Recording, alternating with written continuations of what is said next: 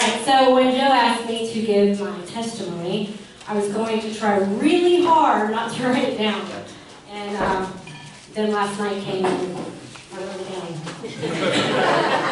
And then this morning on my way here, I asked God to please be with me, even though I know He always is. And I have been crying since, but not because I'm sad, but because He's healing me. Come on. And, yes, every day I'm getting better. I'm shaking really bad. But it's okay. So, today I am 19 months sober.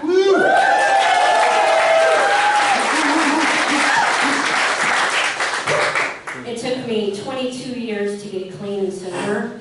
And yes, I count every minute of it. I didn't go to the Grace House because I wanted to stop drinking or using. I wasn't looking for a relationship with God. I just wanted a bed to sleep in and food without having to steal it or ask for it. I was very sad and angry and losing my will to live. I was giving up. When I was born, both my parents were addicts. My dad was an alcoholic and a drug user, and my mom was just alcohol. I only remember my mom a handful of times before the age of 5, and I don't remember my dad at all. And at 5 is when my life changed forever. My parents had divorced when I was 2, and they always took turns getting us, me and my sister. I don't remember, it's what I was told. So one day, it was my mom's turn to get my sister and I, and she was late. That part I do remember. My dad was getting angry and decided he wasn't waiting anymore, and he put the car in reverse and left. To this day, I'm not late to anything. I think my mom being late that day made me realize what I could miss out on if I was. It is a core belief or core value of mine to be early. If I'm on time, I'm late. I didn't see my mom for 10 years after that. I had 2 different stepmoms in those 10 years, and I was made to call mom. My mom didn't get brought up unless it was at my grandparents' house, and even then I was told how much she couldn't take care of it. It was never anything good. My grandfather was a Baptist preacher, and my dad went to Woodstock Baptist Church in Woodstock, Georgia. So I grew up in church every Sunday and Wednesday. So I always knew there was a God, but I didn't understand it because behind closed doors I was very mentally, verbally, and physically abused by my father. He was one of those people who was so nice in front of people and evil when no one was looking. To me, anyway.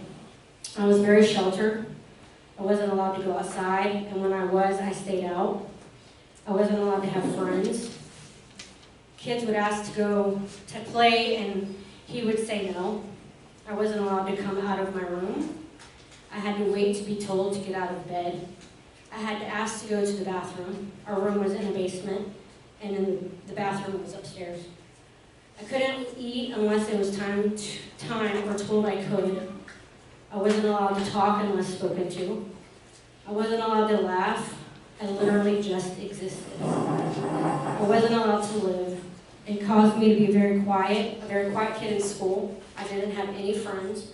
I was shy and reserved. Kids made fun of me because they knew I wouldn't say anything. My dad would tell me I was ugly. He would ask me why my sister was prettier than me, tell me I'll never amount to anything. He would even ask me why my sister could get a boyfriend, which was only on the bus. And I couldn't. Mind you, this time was between the ages of 5 and 15. I remember sitting in my room one day, looking out the window, asking God where my mom was. I remember thinking life's not that bad. This is normal, not realizing where it was going to take me. Finally, one day, my dad told us we get to meet our mom. I was 14. One of the scariest, best days of my life. Meeting her for the first time. Wondering what she looks like, wondering what she smells like. She loved me so much that day as if she had known me all of these years. The visit flew by, and I didn't see her for another year. Then one day, my dad said, if you fail 9th grade, you're moving with your real mom. That was the day my rebellious side was revealed. I think that was the turning point for me when I decided I didn't care anymore. I failed 9th grade, not even hitting a 1.0. and my mom drove from Pasco, Florida to Kennesaw, Georgia to pick me up and took me home with her. She tried to love me, but I wouldn't let her in. She was a good mom, but I wasn't about to be held down again. The animal was out of its cage. I started drinking, and drinking became my liquid courage. I met my first boyfriend when I was 16.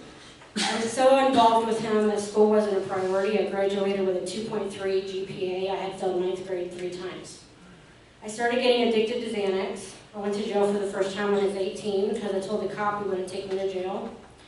I got pregnant with my daughter at 19, and I was completely beside myself. How was I going to take care of a child when I didn't know how to be a kid myself? I was going to get an abortion, but didn't, and she is 18 today. When she was 2, I gave her to my mom to take care of. I was going to live my life. I knew I couldn't take care of her. At this point, I was into cocaine as well as Roxy's as well. I overdosed and was put on a ventilator and woke up not knowing what happened. I tried committing suicide 3 times, almost succeeding the 3rd time. I had to be put on dialysis. I was Baker acted 12 times. I got 2 DUIs and reckless driving and theft charges. I spent countless times in the drunk tank. I didn't know what to do with my life, and in the midst of all the chaos, I lost my dad to suicide. He put a bullet to his head, and I had a son when I was 27. I woke up to a positive pregnancy test after a night of partying, laying on the bathroom sink. I was a mess. I eventually got addicted to meth and lost my home, and my car got repoed. I lost all my stuff and laid my head down every night wherever I landed. In the midst of all that, my mom even died. I was done. I was on the verge of attempting suicide a 4th time. One day I was by myself in a field crying, begging for help, not talking to God, but whoever would hear me. I had known about the sanctuary because a friend had been begging me to go. 2 days after begging for help, God was the one who heard me. I called my friend and said, "You either come get me or I'm not going." That addict in me was still trying to control everything. But she did, and I have been with the sanctuary ever since. I didn't want to be at first. 9 months seems like a long time, but it is literally a blink of an eye of your whole life. It is a chance to sit down and reflect on yourself without distractions. A chance to get to know the loving God who made you on such an intimate level that when you leave there, that foundation you made stays with you. It is a chance to get back on your feet and start the life God designed you to live. We weren't made to live like animals. When I was in the house, I was the one in my room reading the Bible, listening to sermons, talking to God. I did not want to go back out to where I came from. It didn't matter what I had to sacrifice. I ended up sacrificing social media. I don't have any to this day. I know myself and what I'll do if I go back to that, and my life is more valuable than that. I now work at the sanctuary as the processing coordinator. I have my son part-time. Oh yeah, I had a son between all that. Oh yeah, I really knew that. And I'm going to school for behavioral health. What?